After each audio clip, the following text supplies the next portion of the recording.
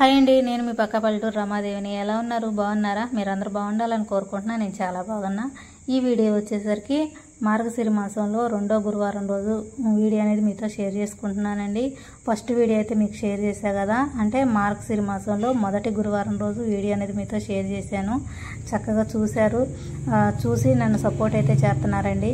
అలానే నన్ను సపోర్ట్ చేయాలని నేను మనస్ఫూర్తిగా కోరుకుంటున్నాను. ఇంకొక చిన్న విషయం అండి, నన్ను సపోర్ట్ చేసిన ప్రతి ఒక్కరికి కూడా ధన్యవాదాలు చెప్పుకుంటున్నాను. మీ సపోర్ట్ వల్లే నేను ఇంకా వీడియోస్ తీసుకుంటూ మీ ముందుకు రాగలుగుతున్నాను. నేను వీడియోస్ తీసి రాగలుగుతున్నానంటే అది మీరే కారణం అండి.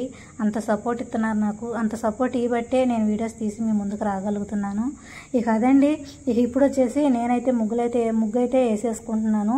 ఇలా గురువారం కదా, గురువారం రోజు పద్మం ముగ్గు అయితే వేసుకొని చుట్టూరు కలవ పూలు అయితే గీసేసుకున్నానండి.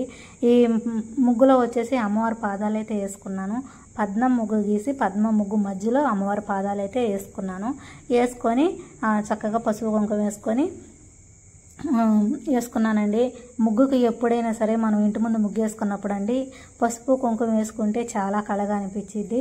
అయితే ఇప్పుడు పసుపు కుంకుమ వేయకూడదు అంటున్నారు. అది ఎంతవరకు నిజమో నాకైతే తెలియదండి. తొక్కకూడదు అంటున్నారు. అందుకని చెప్పి నేనేం చేస్తున్నానంటే ముగ్గమ్మే వాళ్ళ దగ్గరే కలర్స్ పసుపు కుంకుమలాగా కలర్స్ దొరుకుతున్నాయండి. ఇక అయ్యే తీసుకొని నేను ముగ్గులనైతే మధ్యలో వేసేసుకుంటున్నాను. మధ్యలో వేసుకొని చక్కగా ముగ్గు అయితే నిండుగా కనపడుతుంది. మనకి ఎందుకో తెలియదండి, మనం పొద్దున్నే లేచి ఇల్లు వాకిళ్ళు ఊడ్చుకొని కొంచెం ఇంటి ముందు నీళ్లు చల్లుకొని ముగ్గేసుకుంటే అదొక తృప్తిగా అనిపించింది. లేకుంటే ఏదో పోయినట్టుగా, ఏదో లోటుగా, తక్కువైందే అన్న ఫీలింగ్ వచ్చింది. నాకైతే అలానే అనిపించిద్దండి.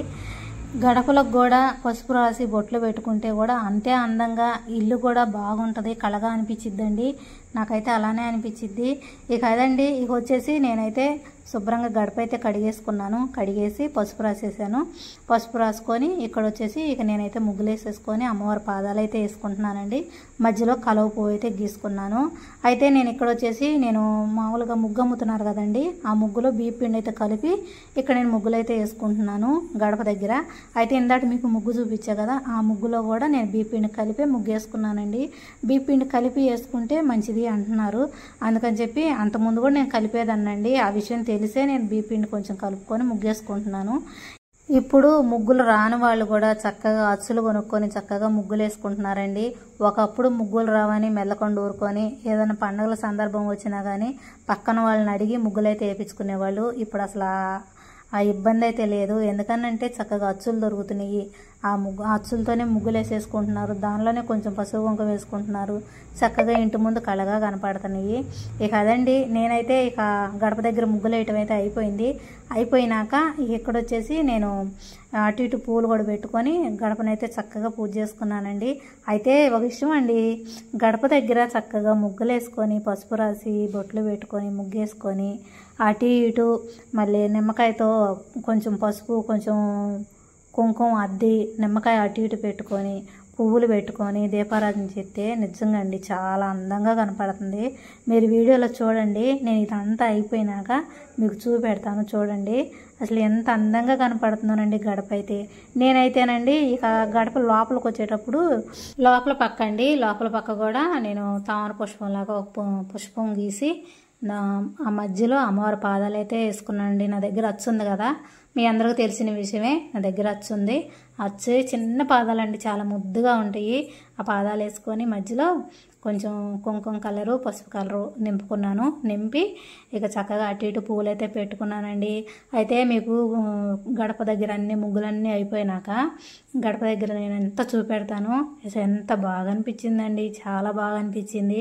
మనకు ఓపిక ఉండి చేసుకోవాలి కదండి, ఓపిక లేక చేయలేక కొన్ని రోజులు మనం చేయలేక ఇలా చేసుకొని నిండుగా చేసుకోలేక కూడా వదిలేస్తాను కూడా ఉంటాము.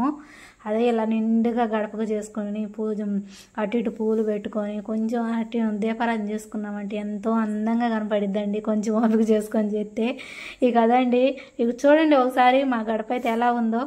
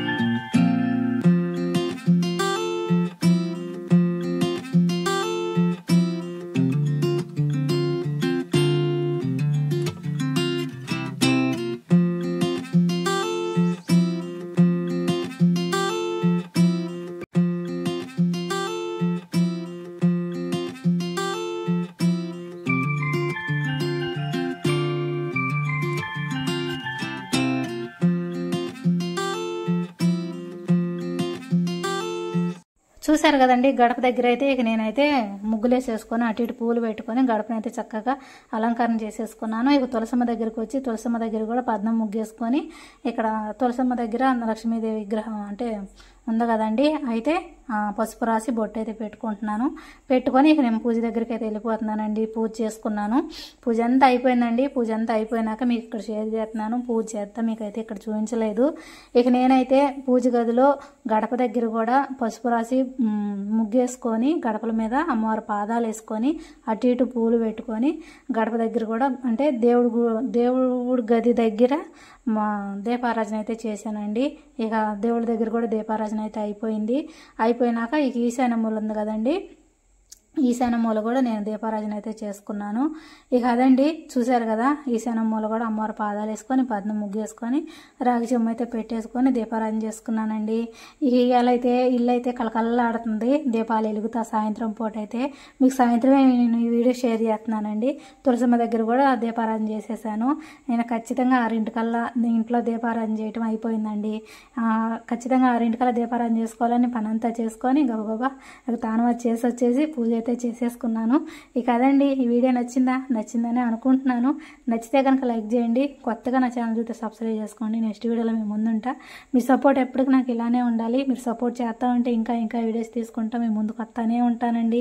మీ సపోర్ట్ వల్లే నేను ఇంత ముందుకు రాగలుగుతున్నాను. మీ సపోర్ట్ వల్లే ఇంకా వీడియో తీసుకుంటా రాగలుగుతున్నానండి.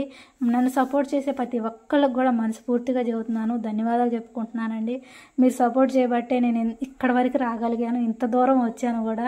ఇంకొంచెం నన్ను ముందుకు నడిపించండి. ఇంకొంచెం ముందుకు నడిపిస్తే ఇంకొంచెం నేను ముందుకు వెళ్ళగలుగుతాను.